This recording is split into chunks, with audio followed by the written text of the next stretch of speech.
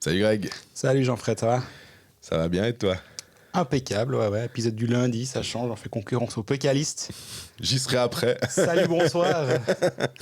Mais ça veut pas dire qu'on a la saison qui est terminée. La saison de hockey sur glace, on va dire championnat de Suisse, se terminera de toute façon mardi soir. Mais la saison de Colfax continue, puisqu'après il y aura le championnat du monde. Alors on verra comment on s'organise, mais... Bien, toujours bien. Avant cette finalissima, terme qu'on va beaucoup lire, écrire, entendre, ces prochains... Je ne peux pas décider si j'aimais bien ce terme ou s'il me cassait les pieds, mais, ouais. Mais il existe, donc gardons-le. Toi qui aimes bien les alémaniques et leur façon d'expliquer en un mot quelque chose, il se trouve... On y est, hein, je suis d'accord. Cette finalissima va exister parce que Lausanne s'est imposée samedi soir dans un match assez fou, finalement, pour le dernier match, de toute façon, à Lausanne. C'était le dernier match de la saison, donc en entendant les gens arriver avant le match, ils étaient là. Au pire, de toute façon, on va dire merci et bravo aux joueurs. Donc, il y avait un sentiment assez positif, je trouvais, dans la part des gens. D'ailleurs, au passage, aussi salutations à Steve et Guillaume, qu'on a vus avant le match, qui sont venus nous parler un bon moment avec nous. C'était très sympa. Et d'autres qui ont dit bonjour dans les couloirs aussi. C'est toujours un plaisir. Merci. Et puis merci pour vos gentils mots. Ça fait vraiment toujours... On le répète chaque fois, mais c'est vrai, ça fait chaque fois toujours plaisir Exactement. De voir des gens qui nous écoutent. Parce qu'encore une fois, on le fait pas pour nous. On le fait plutôt pour être écouté. Donc si des gens nous écoutent et nous aiment bien ou nous font des remarques positives ou négatives, on a toujours être preneur si elles sont de bonne foi. Exactement. Et ce match-là, un match un peu fou, où il y avait 5-0 presque jusqu'à la fin du deuxième tiers, un but de Zurichois, et puis après Zurich qui revient, Lausanne qui se fait un peu peur, mais qui finalement arrive quand même à gérer cette histoire. Je pense qu'il ne faut pas garder ces années tiers dans un coin de la tête et puis de se dire que Lausanne a roulé sur Zurich pendant toute la soirée. Puis voilà, à la fin, ils sont un peu relâchés. C'est assez humain, j'ai envie de dire. Le samedi soir, tu joues, tu sais que du coup, tu mènes 5-0. Tu dis, bon, bah super, on joue mardi à Zurich. Maintenant, le but, c'est de pas s'en prendre une, parce que Zurich va venir comme des avions pour essayer de, je sais pas quoi, marquer les esprits. J'ai jamais compris ce concept, mais on en a déjà parlé ici, mais ils vont venir marquer les esprits. Ouais, vous avez pris 5-0 après 2 tiers, 5-1. Quels esprits vous allez marquer? À la limite, vous allez marquer notre corps, et puis nous péter une jambe, mais c'est tout ce que vous allez marquer. Donc, il y a ça à éviter. Il y a à éviter de faire le geste qui peut justement en réponse à un coup ou qui peut te faire suspendre pour le match d'après. Ou c'est difficile comme situation. Je veux pas dire que c'est un mauvais score à gérer, 5-0 ou 5-1. Je pense que je préfère être à 5-0 ou 5-1 qu'à 2-2 après 2 tiers. Mais ça reste difficile. Parce que s'il y a que 4-1, tu te dis... Ouais, ils sont pas très loin quand même. Ils en mettent un et il se passe quelque chose. Là, à 5-1, tu dis... Normalement, on va pas se planter. Donc, humainement, il y a un petit peu de relâchement. Je pense qu'il s'en cachait pas vraiment en fin du match. Il disait, ouais, on a un peu lâché les gaz, comme l'a dit, je crois, Cody Almond, sauf erreur. Exactement. À la fin du match. Et moi, ce que je retiens, c'est le deuxième tiers. Mais j'ai l'impression qu'on dit ça dans chaque match. Chaque fois, c'est le deuxième tiers qui est... Et c'est fou. On essayait de réfléchir justement avec mon collègue de table l'autre soir, mais pourquoi c'est toujours le deuxième tiers? Puis il dit, ouais, le banc est plus loin. Ouais, mais c'est pas la seule fois de la saison que le banc est plus loin. Il me semble que c'est tout le temps. C'est pas la première finale où le banc est plus loin. Est-ce qu'il matche mieux ses lignes des deux côtés pour mettre l'équipe en désavantage? Oui, mais c'est pas la première fois non plus en saison de hockey, en 100 ans de hockey, que les coachs matchent leur ligne. Pour moi, c'est une inconnue totale, en fait, ce deuxième tiers. Et pourquoi il se passe tout le temps beaucoup plus de choses dans ce deuxième tiers? Est-ce que c'est juste un peu dit au hasard? Et là, il y a les buts qui tombent à ce moment-là, mais sans vraie raison. Des fois, il faut aussi accepter qu'il n'y a pas forcément de raison. Toujours est-il que Lausanne a... Alors là, on peut clairement dire étalé Zurich pendant le deuxième tiers. Il y avait 1-0 assez rapidement, puis il y en a eu 4, quasi, pas coup sur coup, mais en moins de 10 minutes, ça fait rare. Ouais, même 5, si on estime qu'il y en a un qui s'est fait encore annuler. Ouais, il n'est pas compté celui-là. Ouais. Donc il y en a eu 4 en moins de 10 minutes. C'était assez impressionnant à voir. Et j'avais l'impression qu'à chaque voyage, ils en plantaient un. Hrubesch n'a pas été très bon, mais en même temps, je vais en tout cas pas blâmer Hrubesch parce qu'il n'y a pas grand-chose à lui redire sur ses buts. Non. Je veux dire, tu laisses Damiria arriver tout seul, c'est compliqué. La passe de Kovacs pour Fuchs, brillant. Ouais. J'ai pas d'autres mots, brillant. D'ailleurs, Fuchs, il me dit lui-même, c'est un penalty. T'as presque envie de dire, mais t'as plus de chances de marquer qu'un penalty, quoi, à ce niveau-là. Après, le centre de Kovacs pour Ria, seul deuxième poteau. Bon, là, c'était plus Roubaix, là, c'était Jet nul. Mais peu importe, les buts lausannois, ils sont juste magnifiques. Et la défense zurichoise a pris l'eau, c'est pas le gardien. Et bah voilà, moi je suis sorti de cette rencontre avec un sentiment assez très positif même. Et pour moi, il y a une nuance entre ce match-là et le match d'avant où j'étais un peu plus mitigé. Mais parce que le match d'avant à Lausanne, tu veux dire, donc la victoire 5-2. Voilà. Ouais. Où moi, là, je me suis dit, ok, ils font un gros match, mais laissons-nous pas aveugler par le score. Et là, c'est plutôt à l'inverse. Laissons-nous pas aveugler par le retour zurichois. Et le match numéro 4 à Lausanne, moi j'ai trouvé Zurich très solide. Le match 6 à Lausanne, pas du tout. Et pour moi, il y a une énorme différence entre les deux matchs, alors que le score est, si on veut bien, plus serré. Oui. Et tu peux un peu dire, ouais, il y a eu un peu la chiasse à la fin, vaguement. S'ils mettent le 5-4, là, on rigole. Mais à 5-3, ça va, on va pas s'exciter. Et moi, j'ai été beaucoup plus impressionné par la Lausanne de ce samedi que la Lausanne de mardi dernier. Je sais pas si tu partages ou si c'est mon impression. Ça. Non, c'est clair qu'après 2 tiers, et si on fait abstraction du goal de Baltisberger, le nombre de shoots, c'est quoi? Ça doit être un truc style 28-14, ça doit être le double. Il y a... Ce qui est drôle, c'est qu'aux expected, mais là non plus, je leur donne pas forcément une grande importance sur un match comme ça, parce qu'il faut voir beaucoup plus large, et tu l'as très bien dit. Je crois qu'après 22, 23 minutes, c'est quasiment égal. Puis après, Lausanne s'envole. Mais au final, selon les statistiques, Lausanne aurait dû gagner 2,7 à 2,1. Ce que je trouve là aussi un peu absurde. Non, mais là, ça n'a aucun sens. C'est 2,30 à 1,09 après 2 tiers. Pour moi, c'est ce qui est intéressant. Ce qui se passe dans le dernier, comme on le dit très souvent à ce micro, Zurich va pousser, Lausanne va un peu plus défendre. 1,05 expected goal pour Zurich pendant le dernier tiers tout seul. Donc la moitié de leurs chances de but sont dans le dernier tiers quand il y a 5-1. Ça n'a aucun sens. Lausanne a étalé Zurich pendant 2 tiers temps. C'est ça qu'on doit retenir de ça. Mais tu disais aussi 2,3. 2,7 à 2,1. Mais là, il y a 2,3 après 2 tiers pour Lausanne. Et il y a 5 goals. Ouais. Voilà. Donc c'est pour ça que les chiffres, quand tu regardes le match, quand tu vois le momentum, quand tu vois tout ce qui se passe, encore justement ce goal annulé, même s'il y avait une obstruction, tu te disais, ouais, c'était dingue d'imaginer ça en finale entre ces deux adversaires-là. Il y a eu je ne sais pas si c'est pas avec toi qu'on discutait de ça, et quelqu'un disait, attention quand même pour Lausanne, et je crois que tu l'as juste évoqué au début de l'épisode, quand il y a 5-0, à quel moment tu te dis, ouais, on veut pas leur donner une raison de plus, justement de les étaler, finalement, ce 5-3, tu peux voir que Zurich est revenu et que c'était aussi un petit coup pour Lausanne de dire, si vous vous relâchez, voilà ce qui peut se passer. Donc c'était assez bien je pense pour Jeff Ward de dire, les gars, rien à vous dire sur le fait que bravo, on a un Game 7, mais vous avez vu, à peine vous relâchez en face, il n'a pas besoin de leur dire. Ouais, je posais la question, justement exactement cette question-là à Kovacs à la fin du match en disant, mais et si finalement c'est une bonne chose ce dernier tiers pour vous? Puis il a un peu rigolé, il a dit, bah maintenant qu'on a gagné, je peux entendre que tu dis ça et je suis d'accord avec ce point-là en disant, bah au moins on a vu à quel point Zurich était menaçant. Maintenant, à choix, on aurait préféré pas faire un mauvais dernier tiers. Après, j'ai posé la question à Fuchs, je dis, mais alors habituellement on dit qu'on commence un match comme on a fini le dernier.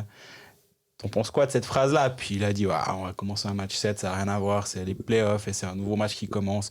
Évidemment, il va pas me dire l'inverse. Et je parie qu'à Zurich, si tu leur poses la question, il fait, ouais, on est convaincu que là, on va commencer fort. Là, ce qu'il faut juste se rendre compte, c'est que dans la tête des gars, d'un côté comme de l'autre, et vraiment, je crois que c'est pas des phrases pour les journalistes, à 23h, ce match a été complètement oublié. Bah, c'est un petit peu comme disait Genadzi lors du match précédent. Ouais. Il dit, désolé les gars, moi ce match il est déjà oublié, je suis déjà samedi. Voilà. Et je pense qu'effectivement, les Zurichois, ils étaient déjà mardi en disant ok, c'est bon. D'ailleurs, le petit reportage est assez rigolo de Marcel Alemann dans la patinoire de Zurich, qu'on aurait également fait si Lausanne pouvait gagner le titre à Zurich en cas de match 6. Bah, c'est logique, tu vas voir. Et d'ailleurs, on aura quelqu'un au match mardi soir à Lausanne pour soit rendre compte de la fête, soit rendre compte de la soirée. Win or lose, on va dire. Ouais. Et ouais, il raconte dans ses mots, en tout cas, et c'est moi qui fais la traduction, il y avait une très grande confiance avant le match quand même. En gros, c'est ce soir. On peut pas les perdre. Je pense pas les gens... Enfin, si les gens pouvaient le penser, en tout cas, je pense que l'équipe, pas du tout. Mais ils ont pris un coup sur la tête. Quand même, c'est une évidence. Tu peux pas être à 60 minutes d'un titre, et donc de ta fin de saison, et donc de pouvoir partir en vacances à... Bon, on repart à Zurich. L'ambiance dans le car, c'est que ça doit quand même pas être la grande joie. Ouais. Et il faut repartir au charbon. C'est un dimanche probablement de congé. Lundi sur la glace, mardi sur la glace au matin pour le morning skate. Et puis c'est reparti pour un tour. Et ça, mentalement, ça doit quand même pas être évident. Après, c'est pas pour autant que tu perds obligatoirement le prochain match. On est bien d'accord. Mais mentalement, de se relancer, ça doit vraiment être dur. Mais Genève était dans le même cas, hein, si on se rappelle, pile l'année passée.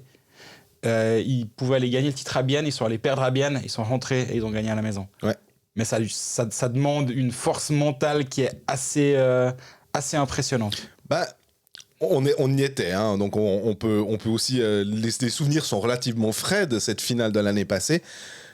Là aussi, en discutant avec les gens au début, et je me rappelle avoir discuté avec l'ancien photographe Eric Lafargue qui disait, honnêtement, je pense à un 4-5-1 pour Genève, et il le disait pas avec... arrogance, il était convaincu, il disait non, je vois le truc.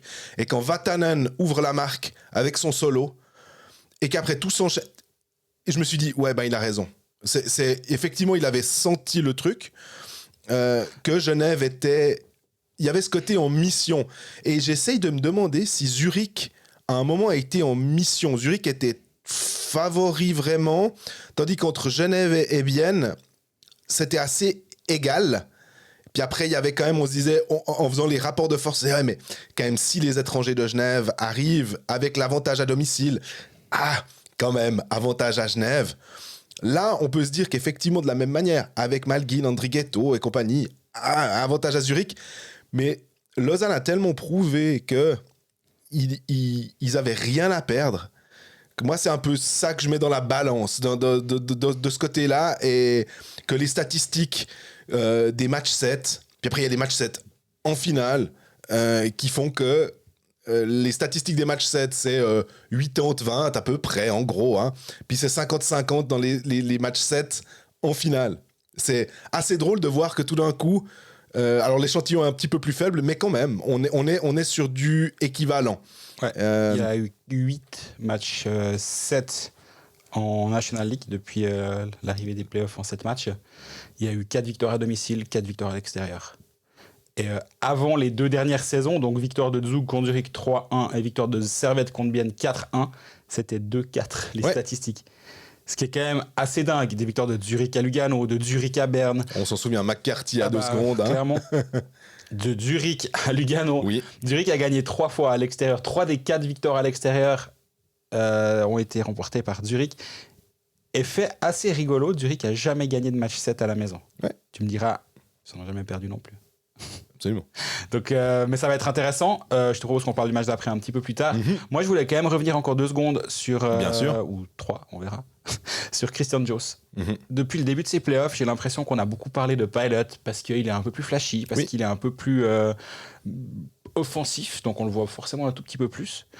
Mais je suis match après match assez impressionné par Christian Joos, par sa sérénité, par son calme, par le fait que ses jeux sont souvent justes, voire toujours justes.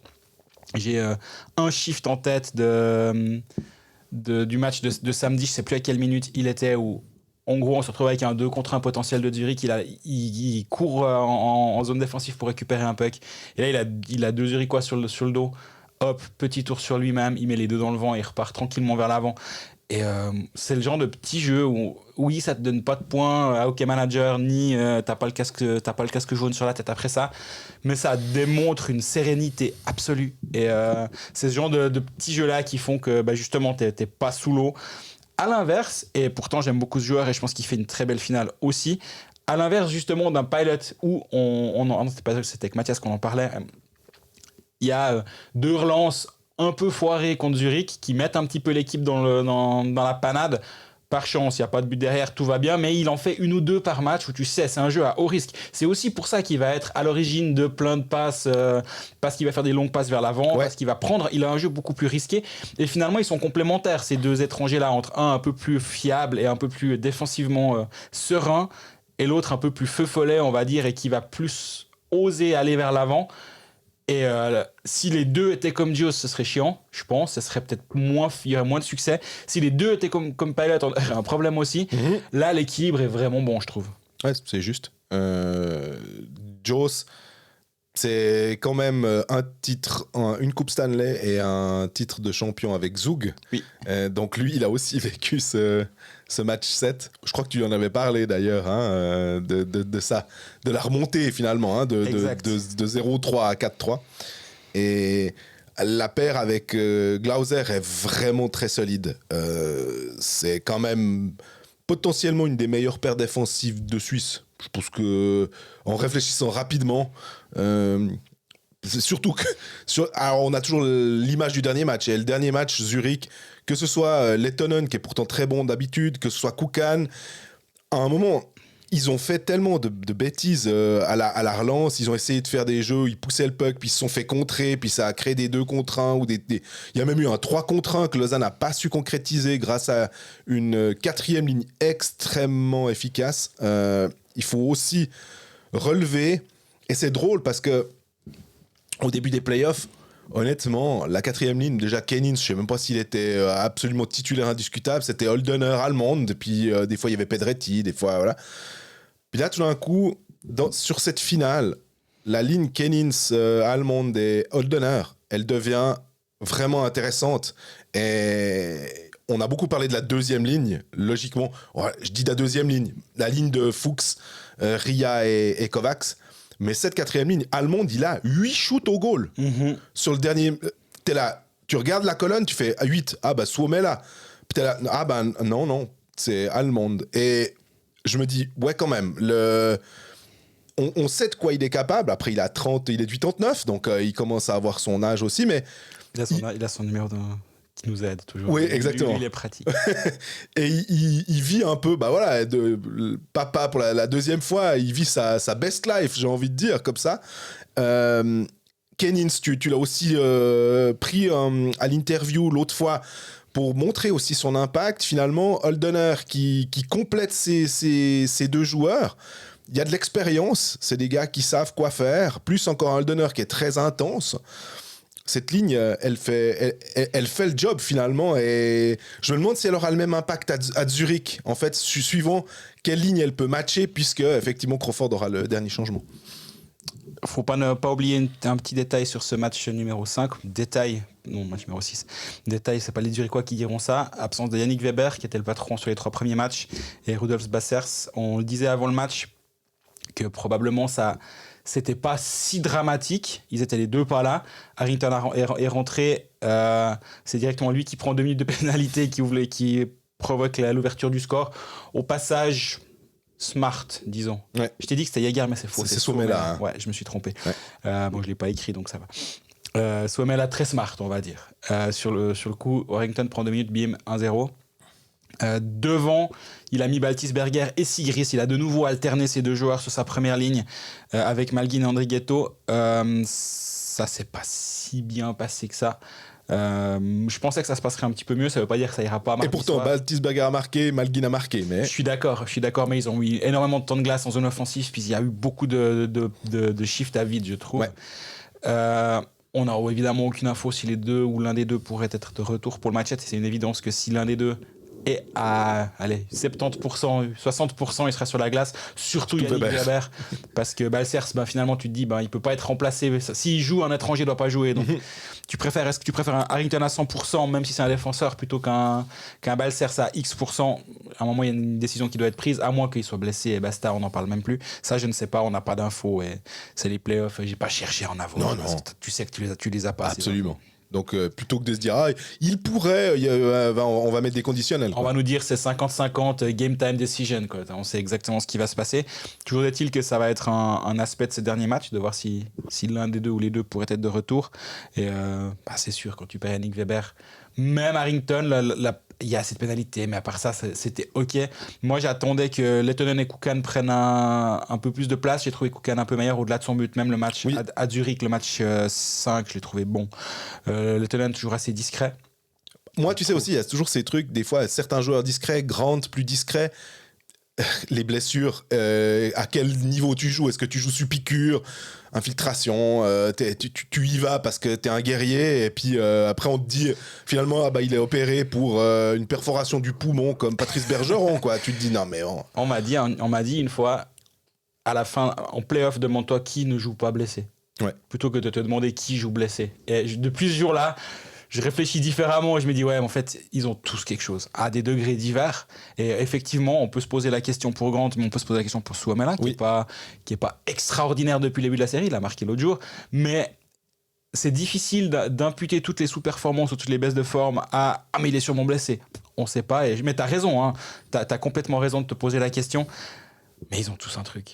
Ce serait marrant d'avoir un journal de bord très honnête de qui est où physiquement durant une série, et le lendemain du dernier match, tu le sors. Tu dis, voilà où on en était et voilà ce qui s'est passé. Ce qui serait... Alors, ça, j'ai envie de te dire, je rêverais de lire un truc comme ça dans Blick.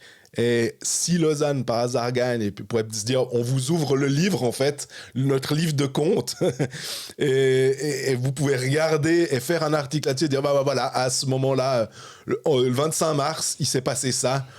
Mais il a continué à jouer, etc. etc. Surtout qu'en plus, Suomela, il y avait eu cet épisode contre Davos, où est-ce que c'était peut-être une commotion, un truc, et tu sais que si c'est... C'en était une. Et tu sais que dans les commotions, ils font attention. Oui.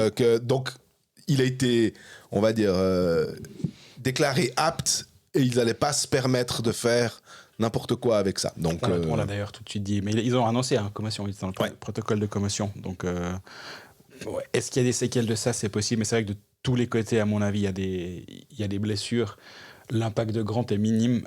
Faut aussi donner du crédit à Lausanne, qui peut-être fait aussi quelque chose de très juste pour l'empêcher d'être bon. Jouer sport, un jeu de la loterie romande. Paris sportif, on va pas. Je l'ai dit très fort, comme un peu pour se dire, ce coup-ci, on peut pas dire qu'on était les chats noirs, parce que. Tu avais pronostiqué plus de 4 buts et demi. Tu sais que j'ai failli mettre plus de 5 et demi, puis j'étais là. Calme-toi. Calme-toi, on donne des trucs un peu plus safe à 1,75, je crois, une code de bêtesque que j'ai tenté là, elle a passé. Donc je vais m'inspirer de Jean-Fred. Et puis j'étais assez confiant sur la victoire lausannoise sur ce match-là.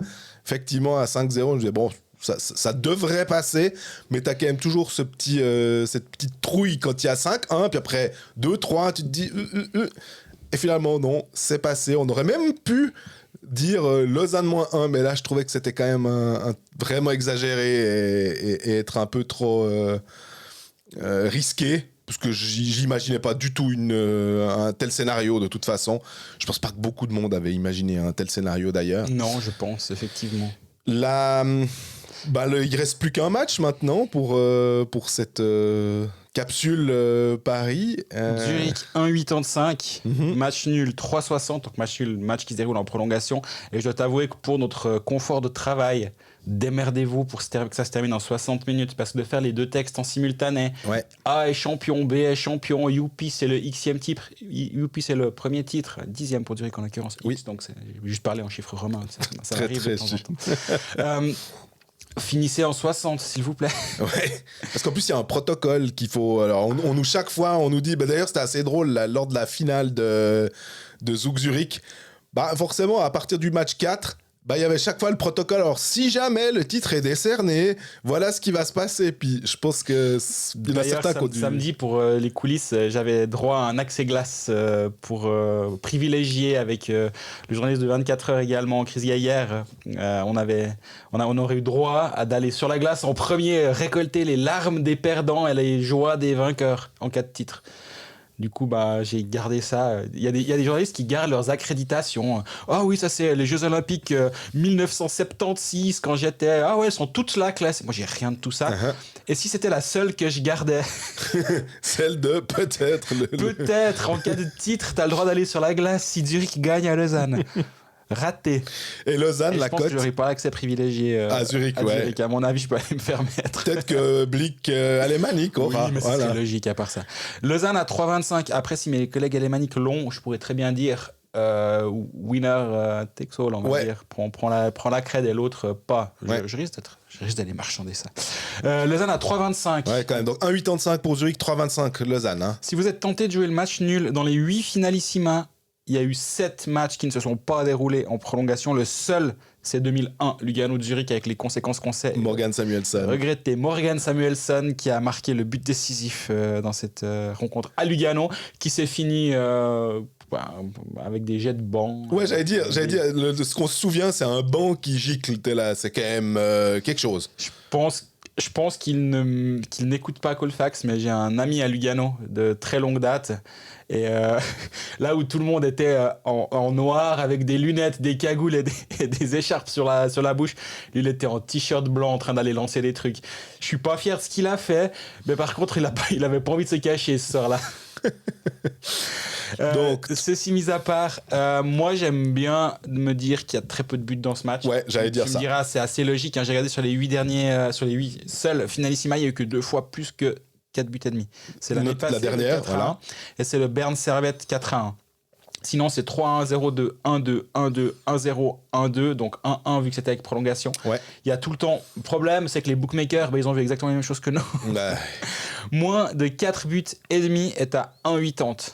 Bon, mais t'as fait passer une cote à 1,75. Je trouve que. Mais moins de 4 buts et demi, hein, c'est peu. Ouais, ça veut dire qu'il y a 2-2, quoi. Max. Hein, voilà. Mais ça peut m'intéresser. 3-1, 4-0, 2-2. Enfin, on va pas faire toutes les possibilités, mais. Ouais. Puis sinon, moi, entre Zurich, match nul de Lausanne à 3,25, moi, je mets une pièce sur Lausanne à 3,25 plutôt que sur Zurich à 1,85. Parce que la cote est plus intéressante. Si je dois choisir. Mais, de toute façon, il suffit d'écouter n'importe qui, il nous dira en finale, c'est 50-50. Donc, il y en a un qui a une cote à 1,85 et l'autre à 3,25. Voilà, c'est. Très juste. C'est quoi? C'est refuser. de faire appel à son intelligence. C'est refuser de faire appel à son intelligence, ouais. Non, mais. Et si tu regardes, pour parier, on peut aussi parier sur le vainqueur tout court, à savoir champion. Ouais. Zurich à 1,48 et Lausanne à 2,30. Ok. Il faudrait une égalité à 1,85, 1,85 ou 1,80, 1,80, je ne sais plus comment il y a l'égalité sur la l'euro, pour avoir, mais ça existe, enfin il n'est pas à l'égalité, c'est Zurich qui est vraiment favori de ce match, alors que moi je pense que c'est un bon vieux 50-50 effectivement. Il y a aussi moyen de parier sur les périodes. Ça peut être marrant aussi de s'amuser à se dire, mais qui va gagner le premier tiers ? Oh, Lausanne rentre fort dans tous ses premiers tiers. Lausanne, premier tiers, 3,50. Moi, elle me plaît bien, celle-là, par exemple. Ok, alors j'aurais dit que... Évidemment, j'ai l'impression d'être dans le vestiaire avec Jeff Ward qui dit, les gars, Zurich va rentrer comme des avions, faites gaffe. Ou alors peut-être que c'est un match 7, puis ils ont un peu... Tout le monde a un peu comme lors du premier match. Il y avait un peu le frein à main en disant, attends, on va pas se découvrir tout de suite. Mais j'aurais plutôt tendance, alors moi, à me dire Zurich. Mais du coup, la cote est moins intéressante, forcément. Absolument. La cote est à 2,40. Donc, de toute façon, à retrouver... Et si juste quand même, tu peux faire des combinaisons qui sont déjà proposées. Si tu te dis, moi je pense que Lausanne gagne, et si Lausanne gagne, il n'y aura pas beaucoup de buts, ou au contraire beaucoup, mais je vais le dire juste après. Lausanne gagne avec moins de 5 buts et demi, 4,65. Plus de 5 buts et demi, à savoir Lausanne va encore en planter. Deux dans la cage vide à 3-1, ils mettent encore le 4-1 et le 5-1, 9,40. À l'inverse, Zurich gagne avec un match à moins de 5 buts et demi, 2,80. Ouais. Ça pourrait être une cote qui commence. À voir sur nos réseaux sociaux ce qu'on a décidé. Voilà, mardi. Jouer sport, un jeu de la loterie romande. On se projette maintenant, on est mardi, on va dire, à 19h55, il y a l'hymne national. On fait Céline Hockey Manager une dernière fois. Et qu'est-ce qui se passe pour ce match-là? J'ai une question pour toi. Pour rien te cacher, c'est lors du match de l'équipe de Suisse à vendredi devant 2400 spectateurs. Et je m'étais bien mouillé la nuque, mais je pense qu'il fallait se mouiller plus que la nuque. Il fallait s'immerger totalement pour pouvoir avoir le choc thermique entre les deux, pour pouvoir supporter ça.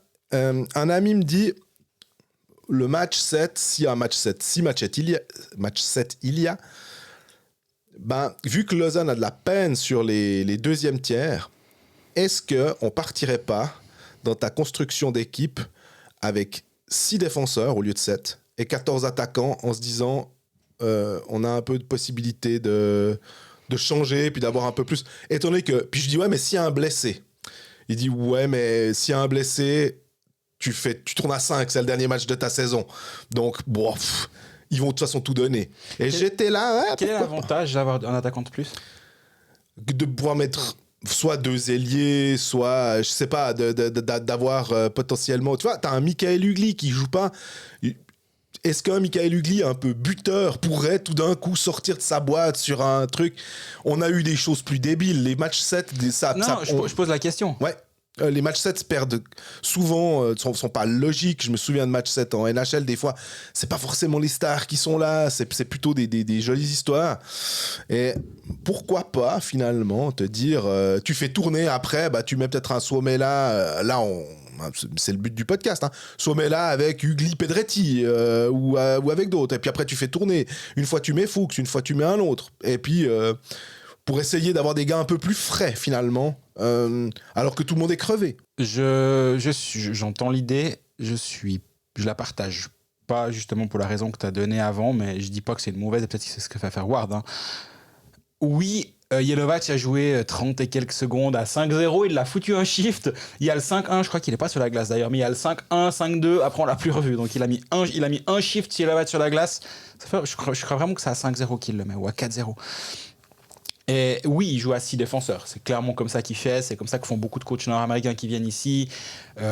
En play-off, je vois pas aucun problème avec ça. En saison régulière, je suis toujours un peu à me dire ouais, mais attention, c'est quand même un peu long, les 50 et quelques matchs. Jouer à 6 avec tes 3 défenseurs 1, 2 et 3 à 24 minutes, je suis pas persuadé. En play-off, rien à dire, il faut le faire. Qui plus est sur le dernier match en plus. Bien sûr, là, ils peuvent jouer 30 minutes. S'il le faut, ils vont le faire. Il y a trop de risques, je suis d'accord, j'entends cet argument-là, et pour moi, il y a trop de risques à le faire. Et surtout, j'arrive pas à avoir l'avantage de tourner. En gros, tu jouerais à 5 lignes offensives, si on met à 4 lignes, 2 tiers, on va dire. Ça m'a l'air compliqué, ça m'a l'air trop de risques par rapport aux bénéfices. Je pense que le rapport risque-bénéfice est, à mon avis, défavorable. Mais où ça peut aussi être, finalement... T'es pas satisfait d'un de tes ailiers, on va dire, ou alors tu peux peut-être mettre Bougro, hein, mais t'es pas satisfait de tes ailiers, et puis tout d'un coup tu peux entrer un Ugly. Admettons, en se disant, voilà, j'ai un buteur, est-ce que c'est possible sur la première ligne, je dis n'importe quoi, on se dit, mais Théo Rochette, là, sur le coup, je le trouve un tout petit peu... C'est peut-être un poil plus trop pour lui. Waldener, c'est peut-être... Il n'arrive pas à donner le maximum. Ou peu importe, finalement. C4, il n'est pas... Et j'en mets un autre. Moi, ce que je m'attends pour ce match numéro 7, vu comment je commence à comprendre Jeff Ward et comment il nous parle, alors après, peut-être que je vais être complètement surpris, puis on me dira...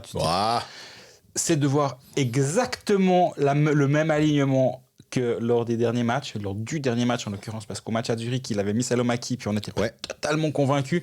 Alors après, on a l'air malin derrière parce qu'ils perdent, donc on peut faire les marioles. S'ils gagnent, on l'aurait quand même dit, hein, on n'est pas comme ça. Mais voilà, je dis pas que c'était ça qui a coûté la victoire. Par contre, Kovacs a été tellement bon samedi soir et tellement précieux offensivement que c'est plutôt à ce niveau-là que je peux voir l'aspect, un coup de boost offensif peut-être avec un Kovacs qui va plus être porté vers l'avant, qui va être un meilleur manière de rondelle, qui va être un peu plus dirigé vers le but adverse, et donc plus t'es vers le but adverse, moins t'es vers ton but. C'est tout bête, hein. Peut-être qu'un Salomaki, et dans ce sens-là, je vois plus l'avantage de mettre un Kovacs à la place d'un Salomaki, alors que durant ses playoffs, il faisait jouer volontiers Kovacs à la maison et Salomaki à l'extérieur. Mais là, je pense qu'il va pas le faire, il va pas prendre ce risque-là. Surtout que le dernier match a été perdu à Zurich avec Salomaki à la place de Kovacs. Donc là, je pense que c'est ce qui va se passer. Et j'ai l'impression que de tout ce qui se dégage du vestiaire lausannois, il y a cet aspect, on est tellement convaincu de ce qu'on est en train de faire qu'on va pas se poser de questions, on va pas justement se poser, on va pas surréfléchir avant ce match-là et commencer à vouloir faire des choses hors normes. Non, on a un autre plan, on sait exactement ce qu'on doit faire pour gagner. Si ça suffit pas, comme les 3 premiers matchs à Zurich, on n'aura rien à se reprocher, rien à regretter. Mais par contre, si tu tentes un truc un peu ésotérique, puis au dernier moment, je dis pas que c'est à ce point-là, non. Puis que tu te retrouves à perdre, tu te dis mais est-ce que vraiment c'était une bonne idée? Tandis que si tu as ton plan et tu lui fais confiance jusqu'au bout, tu meurs avec tes idées. Ouais, mais la question que je me pose, c'est est-ce que Yelovac 30 secondes ou Yelovac 0 secondes finalement, parce qu'il n'est pas là, est-ce que ça change quelque chose? Tu t'es juste offert une possibilité supplémentaire d'avoir un attaquant en fait. Avec Yelovac en 7, tu t'offres la possibilité d'avoir un petit coup dur Parce que tu disais avant, si tu dois jouer 60 minutes ou 53 minutes à 5 parce que tu en as un qui prend un puck, parce que tu en as un qui prend match, ça peut arriver aussi. T'hypothèques sacrément tes chances. Puis là, je peux te garantir que si un coach fait ça et perd, je peux te garantir que c'est lui qui prend tout sur la tête. Hein. Ouais. Il doit pas réfléchir comme ça. Il doit pas réfléchir par rapport à et si on perd avec mon idée, qu'est-ce qui se passe. Mais dans les faits, c'est quand même ça. C'est qu'on dira tous, mais il fait quoi là? Pourquoi il n'a pas d'assurance avec un 7e défenseur? Surtout qu'il a eu joué à 8 durant la saison. Oui. Donc moi, je vois pas l'idée, je vois pas le truc, mais je me laisse surprendre. Et s'il le fait, on remerciera ton ami pour sa clairvoyance. Et tu disais, pour ce match-là, 50-50. Je me demande la pression, parce que je pense à Ward qui, quand on lui pose la question de la pression, et c'était pas avant le match 7, c'était même dans les matchs précédents. Puis il dit, mais la pression, en fait, c'est quand on n'est pas préparé. C'est quand les joueurs sont pas préparés, parce que tout d'un coup, ils hésitent à faire quelque chose, et ils sont... et de cette hésitation, de ces hésitations, naissent des sentiments ou des erreurs, finalement. Alors que si tu es préparé, tu n'as pas de raison d'avoir peur. Tu sais ce que tu dois faire, tu exécutes, et tu exécutes plutôt bien parce que tu sais. Et j'aime bien cette façon de faire. Et je pense que sur ce match 7, honnêtement, de nouveau, même si les deux équipes ont dit 50-50, mais la pression zurichoise, ou la pression sur Zurich, elle est quand même plus grande que sur Lausanne. Lausanne a encore une fois réussi sa saison. Évidemment que ce serait frustrant d'arriver au tout dernier échelon et échouer, mais vu les circonstances, tu te dis c'est que du bonus, quoi. J'espère qu'il n'y a aucun joueur dans le vestiaire qui pense ça, parce que ce serait le début de la fin. Ouais. Et je suis persuadé qu'il n'y en a aucun qui pense comme toi. Absolument. Mais tu as complètement raison. Je suis d'accord avec toi. Et on parlait avec beaucoup de gens autour de la patinoire à Lausanne qui nous disaient mais c'est déjà fantastique d'être là. Et s'ils perdent ce soir, on les applaudira. Puis on leur dira merci pour cette saison. Mais du coup, tu sais que dans le vestiaire, il n'y a personne qui est dans cet état d'esprit. Par contre, globalement, autour du club, il s'est passé un truc extraordinaire ces 3 derniers mois, on va dire, ou cette saison globalement. Ouais. Mais ça... Tout début de saison, c'est encore même Giannazzi qui nous le disait. Ouais, il y avait encore les coins sur certains matchs, c'était un peu vide dans les zones VIP et puis dans les coins. Là, c'est plein. Bah ouais, ils ont réussi à reconquérir leur public. Puis maintenant, il reste la dernière étape. Je pense que la Vaudoise Arena sera probablement bien garnie aussi pour le public viewing. Nous, on sera sur place à Zurich. Est-ce qu'après 10 minutes, on peut déjà commencer à se dire ouais, il y a une vraie chance? Parce que pour moi, c'est là où Zurich est prenable. Et si Zurich est brassé dans les 5-10 premières minutes, rappelle-toi l'année passée, 1-0 Vatanen à la Xème minute, mais dans les 10 premières minutes, très rapidement, il fait son coast-to-coast et il va marquer. Ça a enlevé 2,5 tonnes sur les épaules de tous les Genevois. Absolument. Et derrière, tu te retrouves à courir après le score. Si Lausanne arrive, ne serait-ce qu'à tenir les 10 premières minutes, voire à tourner en tête après 10 minutes, je peux te garantir que ça va réfléchir sur les têtes adverses. Et oui, bien réussir son début de match, c'est un peu une habitude. Il faut toujours bien réussir son premier match. Son début de match, ça vaut en septembre, en octobre, en novembre. Mais au match 7, c'est capital. Et après 10 minutes, on en saura beaucoup plus, je suis sûr. J'ai aussi une question et un truc que je voulais aborder. C'est les mises en échec des Lausannois. On a souvent parlé de l'impact physique, mais quand ils sont allés checker certains défenseurs zurichois lors de ce match 6, on a vu pas mal d'erreurs. Et est-ce que tu penses que c'est aussi des fois le résultat de précipitation, parce que tu te dis « Ah, mais j'ai un nouveau machin qui va venir, qui va me frapper, pas que ça va me faire forcément mal, mais de nouveau, j'ai vu beaucoup de fois les Lausannois récupérer les pucks, en fait, et les Zurichois être un peu là à dire « J'ai vraiment pas forcément envie d'y aller. » Et est-ce que ça peut être un facteur à Zurich si Lausanne rentre de nouveau de la même manière en leur faisant mal, entre guillemets. Mais à l'inverse, sur la suite du match, ça c'est complètement inversé. Et Zurich était de nouveau à Zurich, pas au match à Lausanne. Était à nouveau l'équipe qui osait, qui allait et qui sortait des bandes avec le puck. Et c'est tout bête, mais c'est quand même comme ça que tu gagnes tes matchs. Et en même temps, je me doute bien que dans le vestiaire, il n'y a pas besoin du coach pour dire les gars, vous allez vous battre dans les bandes. Enfin, je veux dire, c'est une évidence. Mais dans les faits, c'est quand même l'équipe qui va un peu plus aller gratter, un peu plus aller sortir avec le puck. Et oui, si Lausanne arrive à être l'agresseur très tôt, mardi soir, je pense que Lausanne a une vraie chance de s'imposer. Moi, avant la série, j'avais mis 4-3 pour Zurich. Je voyais bien cette série se prolonger et aller en 7. Donc, je suis déjà content de ne pas être complètement à côté, soit avec un 4-0 ou un 0-4. Mais un 4-3, on est déjà bien. Maintenant, si je vais pas pouvoir changer mon pari de base, vu que je m'attendais à un 7e match et j'avais mis Zurich, quoi, quand j'aurai le droit, hein, c'est pas un acte notarié. Mais je sais, honnêtement, je sais pas. Je sais pas si j'arrive à. Si je parierais, et comme on le disait dans la section Paris Sportif avant, si je pourrais parier sur Zurich demain, je pense pas. Ouais. Je pense que Lausanne a tellement mis le doute dans la tête de à peu près tout le monde, et finalement, c'est déjà une victoire. C'est déjà presque une demi-victoire ou un tiers de victoire. Je pense qu'il préférait une autre victoire demain que celle-ci. Mais j'arriverai pas à mettre de l'argent sur Zurich mardi soir, clairement pas. Et pour donner les coulisses aussi, on en parlait en préparant cet épisode. Tu me disais, bienvenue dans mon monde, où on doit préparer les deux scénarios. Il se trouve que pour le match de samedi, vu que Zurich pouvait être champion, pour pouvoir sortir un texte très rapidement sur un peu le portrait, en allemand on va appeler ça le Meisterportrait, il a fallu le faire pour Zurich. Il est prêt, si jamais.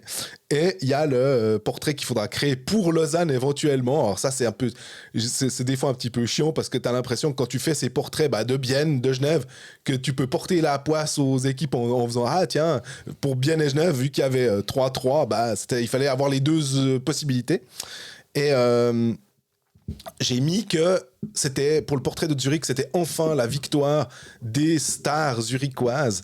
Malgin, Andrighetto, Kukan, Weber, les 4 gars qui sont revenus de NHL. Hollenstein aussi, tu pourrais rajouter qu'il n'a jamais gagné de titre. Ouais, mais alors c'était plus sur la. Hollenstein est là depuis un petit peu plus longtemps. C'était de dire les 4 qui sont allés chercher, que Sven Leuenberger a pris, qu'il a construit cette équipe-là. Et puis évidemment, il les a forcément bien payés. Je pense que ces 4-là de joueurs, ils ont, alors Sive Bergeau, une sacrée pression aussi de la part des... Parce qu'en plus, ils sont zurichois, pour, en tout cas, ou de la région, pour Kukan, pour Malgin, pour Andrighetto. Là, je pense que... Ce qui est bien, c'est que tu peux écrire, c'est un nouvel échec pour la politique des stars de Sven Leuenberger. Les starlets. Si ça se passe pas bien. C'est les stars, et si ça se passe pas bien, c'est les starlets. Mais il y aurait jamais rien de pire que Copenhague 2018. Ouais. Dans la schizophrénie vers laquelle nous pousse ce métier, où on a dû, et toi et moi, écrire l'article « La Suisse est championne du monde, bravo, victoire grâce à un but de XXX » qui aurait pu être Kevin Fiala au passage, mais bon, voilà, Kevin Fiala, on en reparlera peut-être pas aujourd'hui, mais on en reparlera bientôt. Mais du coup, tu dois préparer tes 2 scénarios. Ouais. Et moi, la première fois que j'y avais été confronté, c'était Vancouver 2010. Alors là, c'est moins impactant parce qu'on n'est pas émotionnellement investi dans l'une ou l'autre équipe, mais finale Canada-États-Unis, tu es dans la patinoire, tu as 18 000 personnes qui attendent qu'il se passe un truc. Du coup, le scénario était clair, il était scripté. C'est Hollywood qui avait écrit le scénario. C'est le jeune Crosby qui marque le but décisif en prolongation. Cousu de fil blanc, cette histoire. Comme demain, quoi. Cousu de fil blanc. On sait déjà, c'est Malgin qui m'a... Non, ça c'est pas du tout. Liga Mafia. Non. Et donc, j'avais les 2 textes, là aussi. Ouais. Parce que tu sais que tu as des attentes, tu as des délais de bouclage, et tu peux pas te dire « je fais 1h30 pour bien réfléchir. » Est-ce que maintenant, tu dois envoyer des trucs à un moment X et à un moment donné. Et au passage, en parlant de héros improbables, on fera un article dans Blick avec mes 3 collègues de Zurich et nous 2 en Suisse romande avec Mathias sur... qui sera le Meisterheld, parce qu'il y a toujours un héros improbable. On parlait de Morgan Samuelsson avant. Steve McCarthy à Berne, ça fait aussi partie des héros improbables. Des fois, c'est pas aussi flagrant que ça. Il y a eu Robin Leblanc aussi qui fait partie des héros, on va dire, improbables. Quand c'est Vatanen qui met un coast-to-coast après 5 minutes, c'est un peu différent. Mais il y a souvent quand même cette histoire assez drôle. Je vous laisserai découvrir qui est mon Meisterheld mardi dans Blick.